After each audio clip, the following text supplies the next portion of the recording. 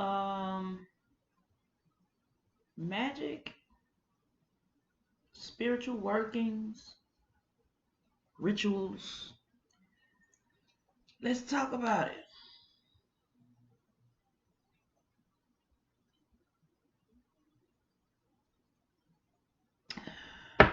I want to talk about how holiness can affect your ritual. Can. Not saying that it will, but how or why? Why holiness can affect your rituals?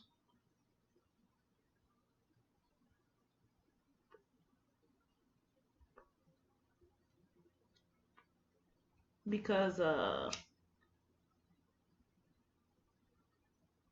don't believe that just because a person doesn't believe in their spiritual work that it won't manifest. Why? Because I have done spiritual work that was like a Hail Mary, if you will.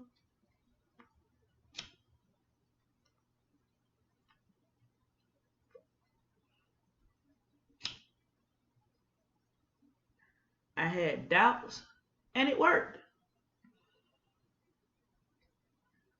So, for someone to say, if you allow doubt to creep in,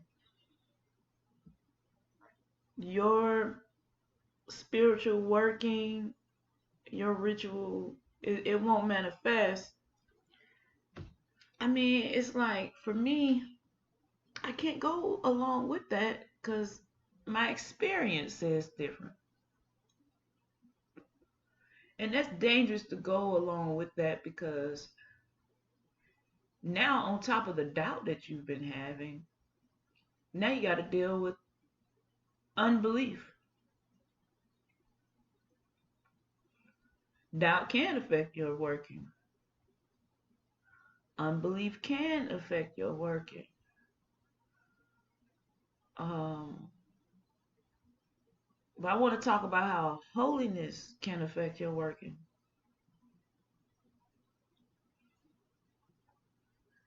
Now, if you haven't guessed already, I'm not talking about religiosity. I'm not talking about character or morality. I think character is important. I think morality is important. But that's not what I'm talking about. And that has nothing to do with whether or not your workings, well, let me rephrase that. That may have nothing to do with whether or not your workings, your rituals, your magic will actually manifest. Because we call stuff magic because we don't know how it works.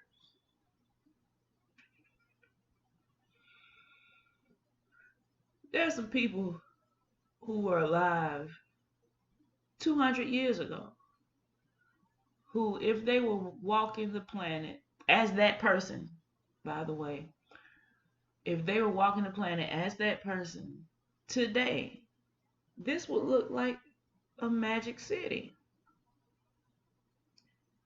This the internet, this laptop, camera phones, all of that that would seem like magic to them. So, what is magic? When you do something and you get results, but you can't explain it. You can replicate it because you can explain what you did, but you can't explain how this shit works. As a matter of fact, the people in New Age, the people in New Thought, the people who teach spirituality and magic, they all say, don't worry about the how. How is none of your business. You give it to the blackness. You send it up to the nothingness, to the void. There are different theories different concepts on how it works. All of them sound like they make sense to me. So I couldn't sit here and definitely tell you, if you definitely do not do this, thou shalt not. And if you definitely do this, thou shalt. And hand down rules and dogma to you, your magic is going to be exactly how you expect it to be, exactly how you want it to be, exactly how you thought it was going to be, exactly how you spoke it, how you visualized it, how you affirmed it, how you pictured it. That doesn't always happen. That and it for me, because I'm not into the paranormal, I don't like that type of thing. But for me, my magic always takes natural courses of action. Like it's almost like a sequence of events gets set in motion, and things just begin to fall in place that some would call uh, good luck or even a miracle. I've had some. It has always been a long string of a sequence of events. Sometimes it's been shorter strings. And yes, I have been getting busy, and before I even got to the end of the working, uh, I got that phone call, I got that email, that knock on the door, that confirmation that what I was seeking had taken place. Now, some will say, well, that means it was going to happen anyway. Okay, go with that. If that's what you want to go with. I tend to believe there's some things we'll never know in this plane of existence. So I couldn't sit here and tell you that magic don't work overnight. That's a big. So you got people saying stuff like, um, if you doubt at all, your magic ain't gonna work. If you have any morsel of unbelief within you anywhere, your magic ain't gonna work. Uh, if you do some magic, there's no way it's gonna work overnight. I have proven all that to not be the case. Not only has it worked overnight, it's worked while I was doing it. It worked.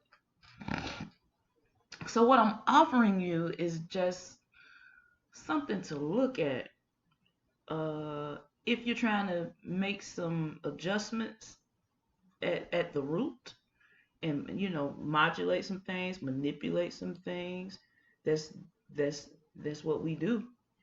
So I would say, if you're being stuck, look at your holiness.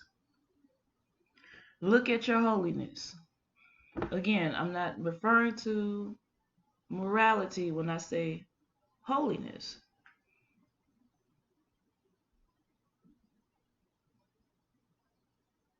I'm not even referring to your character as a whole when I say holiness. I'm referring to one aspect of your character when I say holiness.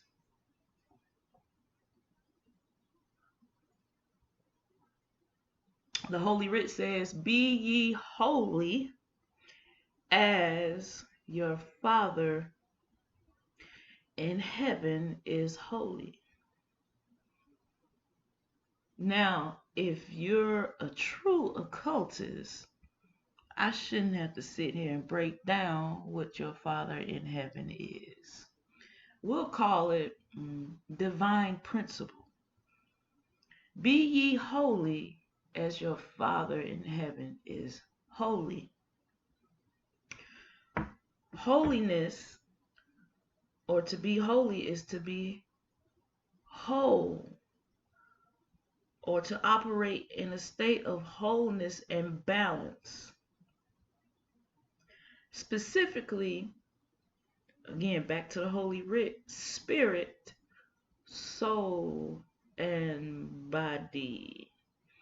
May you be sanctified through and through. Spirit, soul, and body. You're talking about three different realms here. Spirit, soul, and body. May you be sanctified. May you be consecrated. May you be holy. May you be whole. May you have balance. May the spiritual line up with the mental or the psychic or soul. And may the spirit and the soul line up with the body. This is operating in holiness. This is being whole. Another word for it is integrity. Now I say integrity again. I'm not talking about your morality. Okay, karma is a different issue. I'm not a practitioner of any particular school of thought that teaches karma. And a lot of the ways that people allude to karma is, I think, very insulting to those spiritual traditions that do teach karma, because they teach it as an absolute dogma that whatever you do, you're going to get it back. And then they don't agree with this. Some say 3 times, others say 3-fold, and they're just making up stuff. When you study the laws, plural, with the S on the end, more than one. When you study the laws of karma as it is taught in Eastern philosophy, you will learn that there are ways where you can get what is called instant karma. We learned that in earth science in elementary school. That's just every action bringing about an equal opposite reaction. That's instant karma. But then you have the karma of lifetimes, where you're reincarnated in certain ways, and it's not good or bad. It's both and. It's not either or. It's both and. And then you have the karma that you can dissolve. There are certain things you can do, like paying alms. All the rich people, let me rephrase that. All the wealthy people do it. They know they polluting the earth, so they feed a bunch of kids. For instance, like the topic of karma is too heavy and too deep and too big of a topic to go into in one video, where I'm talking about the wholeness of your integrity. But if you're gonna call something out, have some respect. Put some respect on karma name. They say she a bitch, so you better respect that bitch. Like, do some research. That's for anything. But yeah, I don't believe in karma the way that so-called witches teach karma. Okay. As a matter of fact, my introduction to it was through Deepak Chopra's book, The 7 Spiritual Laws of Success. And then I learned more about it from Master Mitchell Gibson. But then you also have Wikipedia. Check it out, man. Oh, I don't believe everything on Wikipedia. Well, they have footnotes and references. You can go and pull those and look at those too. Have some integrity. Let your thoughts line up with your speech. Let your speech line up with your actions. Be sanctified through and through. So if you think one thing, but say and do something else, you're not holy. If you think and say one thing, but then do something else, you're not holy. If you think one thing, but you say a second thing, and you do a third thing, you're going to be all over the place. Not only will you possibly have issues with manifesting your magic, but you're going to have some internal issues where you're going to feel like you're going crazy. That can manifest in all types of ways. Schizophrenia, depression, because anxiety weighs the heart down. You're all over the place. You're all frantic. You're all neurotic. You're just expending energy. Expending energy. No power, just energy. Power is concentrated. Energy is just kind of scattered about. But when you are whole, when you are perfect, when you are holy, just as your Father, which is in the heavens, is holy. I'm not talking about religion. If you think that, you're not an occultist, period, bruh.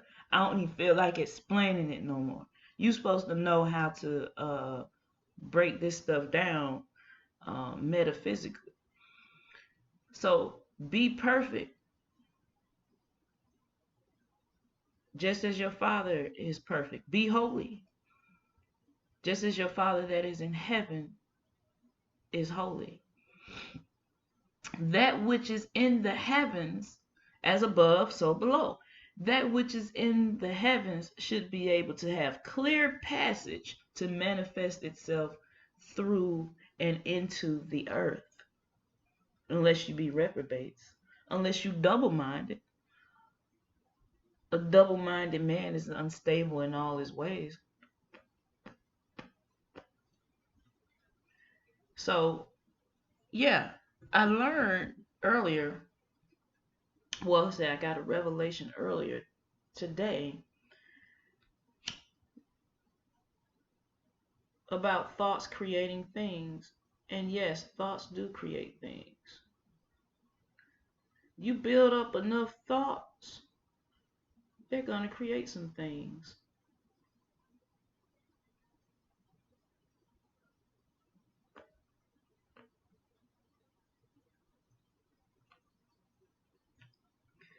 You build up enough thoughts, they're going to create some things. But if you want to move a little faster, that's where you intentionify. Bring in your intention. Your intention will create things way quicker than just having whimsical, run-of-the-mill, run-amok thoughts that just go to and fro, here, there. Send that power. When you have a thought, an intention, and a goal, send that power through the cells of your body. When you vibrate, when you reverberate, when you verbalize, when you vocalize something that is within the bosom of the wisdom of divine principle, in the mind of God, in the upper room, in the upper chamber, throughout your body, then you give your cells an announcement.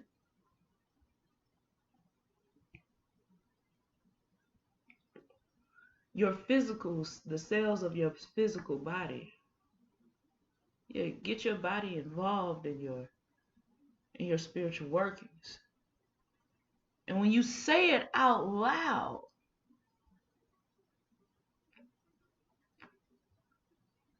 when it comes out of your mouth, it goes into your ear. When it goes into your ear, it goes into your mind. When it goes into your mind, it goes into your heart. When it goes into your heart, it comes right back out of your mouth. And it goes into your ear. And so on and so on and so on and so forth. Out of the abundance of the heart, the mouth speaks. So be impeccable with your word. What's the name of it? The four agreements.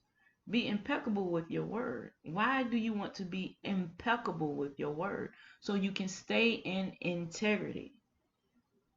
So you can stay in holiness. Be impeccable with your word. So the only way you're going to be impeccable with, that's going to line you up right there. Because your word can't be impeccable unless it's lining up with what you think and what you do. So it's right there in the middle. The logos. If you're not feeling your best, if your magic isn't manifesting its best the way that it has, check your holiness. Because somewhere, check your wholeness, check the integrity of your thoughts, speech, and action. Somewhere within there may need to be some adjustments. When those words come out of your mouth and they feed back into your ears,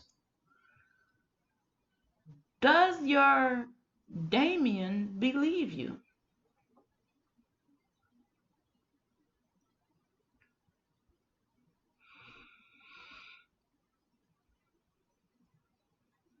We all have a personal Damien.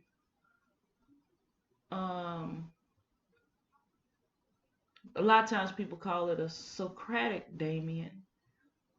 But how many of you know that this Damien existed before Socrates? This Damien will help you do anything you want to do. This Damien will help you to accomplish whatever it is that you want to accomplish. The Damien will even help you in setting the goals and realizing the purpose, so you'll know what it is that you want and need to accomplish in the first place. But it's not going to override your carnal will if you don't want to listen to it, if you don't want to be in integrity.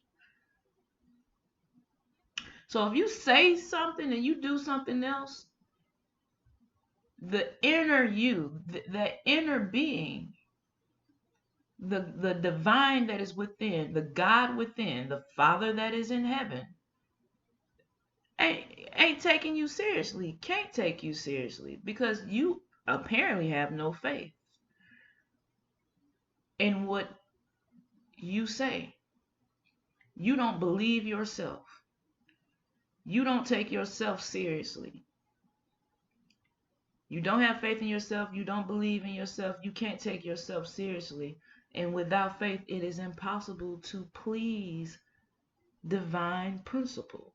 It is impossible to please God. It is impossible to please your Father which is in the heavens. Start owning up to your word. I don't care how small it is. Don't just lay down and go to sleep. Actually say it. I am about to go to sleep. Say it out loud. I am about to go to sleep. And then do it. You get ready to go to the restroom. Don't just let your bladder run you to the restroom. You tell yourself, say it out loud. I am going to the restroom to release. Make everything, see, nothing is magic and everything is magic all at the same time. Make everything a ritual. This is how you are intention-fying. See, you might think this stuff isn't important because it's just, basic stuff that we take for granted. But there are some people who cannot take themselves to the restroom. There are some people who cannot sleep at night. So when you about to lay down and go to sleep, don't just let your body. That's called being goofy in Hebrew. Is that Hebrew? Yeah, goof. Goof is the body. That's what we call when we. That's where we get that term from. When you call someone goofy, you just saying that they're lanky, and it's almost like their physical flesh is doing all the work, but there's no divine intelligence directing it. That's goofy. Uh, uh, uh, your spirit is ruach. Soul. One of the words for soul in Hebrew is nefesh or nefesh, and then body is goof. Don't just be a zombie. Don't just be a zombie where you just go here, you go there based on the five senses, based on what the five senses are telling you what to do. The five senses will send you messages. Read the messages and you determine for yourself if this is something you want to put your intention behind. Because I've thought about that before. Oh, I need to go to the restroom. But then I said, well, I also think that I left the door unlocked. Let me go lock the door first, or check to make sure that the doors are locked first. Then I will go to the rest.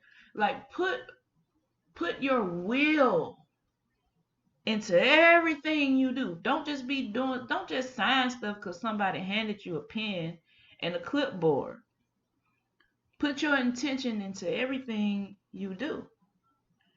That's why, quote unquote, concentration, well, that that too, Freudian slip there, I guess. That's why consecration is important. With consecration, we're back to sanctification. We're back to this idea of holiness and integrity. It's not that you have to make the cigar turn it into a spiritual cigar for it to work. It's just that intention and that will that you're placing on it is what's giving it its power. It's you.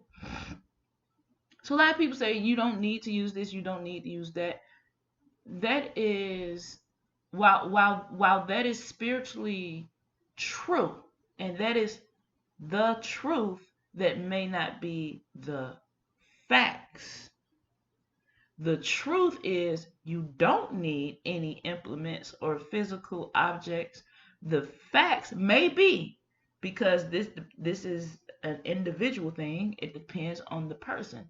The facts may be that it is more helpful for you to have physical objects as focal points, okay, to help you to see some type of representation or symbolism. Man learns through rites and ceremonies. So don't let somebody try to make you feel bad because your magic ain't as high as their magic. Like, that's not even important. Okay, you don't need to compare your magic to their magic. What is your personal Damien telling you? Listen to your personal Damien. And if it seems like you can't hear it, that's because your personal Damien is probably like, damn, this motherfucker will not listen because you're not in integrity. You may be going through something and you say, man, what am I doing wrong? But it's just an expression you're making out of habit. You're not really asking. You said a question, but you're not really asking a question. You're not really placing a demand on omniscience. You're not really placing a demand on divine intelligence and divine wisdom so that you will know the answer when you be still and know that I am God, and you allow that great I am that is within you to come forth and direct your path and tell you exactly what the next move should be. Hear this.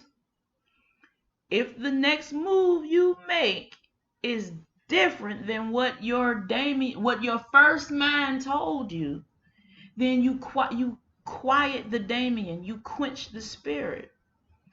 You turn the volume down on that still small voice. The more you listen to the voice, the louder it gets. The more you hearken, you actually do what your inner Damien's telling you to do, the louder that voice gets. The less you listen, the softer it gets. It becomes a careless whisper. And we know that guilty feet ain't got no rhythm. Guilty feet ain't got no. You just start being goofy all over again. A physical carnal clump of flesh with no divine intelligence. The lights on, but ain't nobody home. All right, so I hope that can give some direction for